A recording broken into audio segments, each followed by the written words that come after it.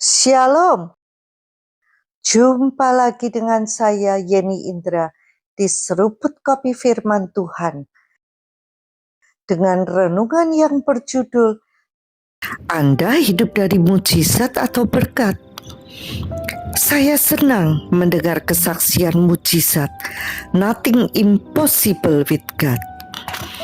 Kalau Tuhan menolong orang lain, artinya itu juga nubuatan bagi saya bahwa Tuhan pun mau melakukannya untuk saya. Apa definisi mujizat? Singkatnya, intervensi supranatural Allah. Mujizat itu ketika kuasa Allah bekerja melampaui jalur normal atau hukum alam biasa untuk menghasilkan sesuatu yang secara natural tidak mungkin atau tidak bisa terjadi secepat itu.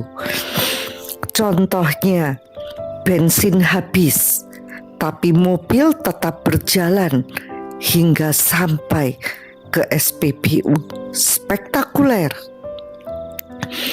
Banyak yang menganggap orang yang menerima mujizat itu karena imannya tinggi, lebih rohani, dan lebih hebat. Sehingga banyak orang yang terkagum-kagum dengan orang yang mengalami mujizat, lalu diundang ke berbagai tempat, bak artis, diminta untuk bersaksi di mana-mana. Ditulis pula dalam buku dan dijual laris manis. Andrew Wommack menjelaskan, mukjizat itu bukan yang terbaik dari Tuhan. Nah loh, Tuhan terpaksa bekerja melawan hukum alam demi menolong kita. Yang Tuhan inginkan, Tuhan mau kita hidup dalam berkat. Orang yang mengalami mujizat itu harus mengalami krisis dahulu. Sakit parah, bahkan nyaris mati, hampir bangkrut, mengalami kecelakaan, dan sebagainya. Kehendak Tuhan, the will of God, adalah kita hidup dalam berkat, bukan krisis. Hidup terkelola, bukan darurat. Sebelum habis, sudah siap dan duitnya tersedia. Tubuh dijaga, bukan menunggu sakit. Bisnis diatur dengan hikmat, maju, gaji karyawan lancar, keluarganya tenang. Itu juga ibadah, menjadi berkat bagi orang lain. Itu namanya hidup dalam berkat. Mungkin kita berpikir, kalau lancar semua, hidup kita kan gak ada yang bisa disaksikan. Memang benar, tetapi itu demonstrasi hidup yang selaras dengan the will and the way of God. Hidup yang selaras dengan kehendak dan caranya Tuhan. Bak dua sisi mata uang. The will of God, kehendak Tuhan, tidak dapat dipisahkan dari the way of God, jalan Tuhan. Kehendak Tuhan adalah semua orang diselamatkan. Yohanes 3 ayat 16. Tapi jalan Tuhan untuk menerimanya dijelaskan dalam Roma 10 ayat 9 sampai 10. Percaya dalam hati dan mengaku dengan mulut. Begitu juga soal berkat. Efesus 1 ayat 3 berkata bahwa di dalam Kristus kita sudah menerima segala berkat rohani.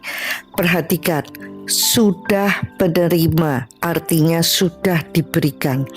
Lalu mengapa tidak semua orang mengalaminya? Karena ada jalan Tuhan untuk menerimanya. Iman yang benar tidak pasif. Yakobus 2 ayat 17 berkata, iman tanpa perbuatan adalah mati. Amsal 24 ayat 3 sampai 4 berkata, dengan hikmat rumah dibangun. Artinya berkat Tuhan diterima dengan iman, tapi sering dimanifestasikan melalui hikmat, tindakan, dan ketekunan. Kalau punya bisnis, ya catat keuangan dengan rapi. Kalau mau pekerjaan berkembang, ya tingkatkan skill. Belajar berkomunikasi dengan baik, belajar leadership, problem solving, dan disiplin waktu. Kalau ingin usaha bertahan, ya risetlah pasar. Kalau mau sehat, ya jaga pola hidup.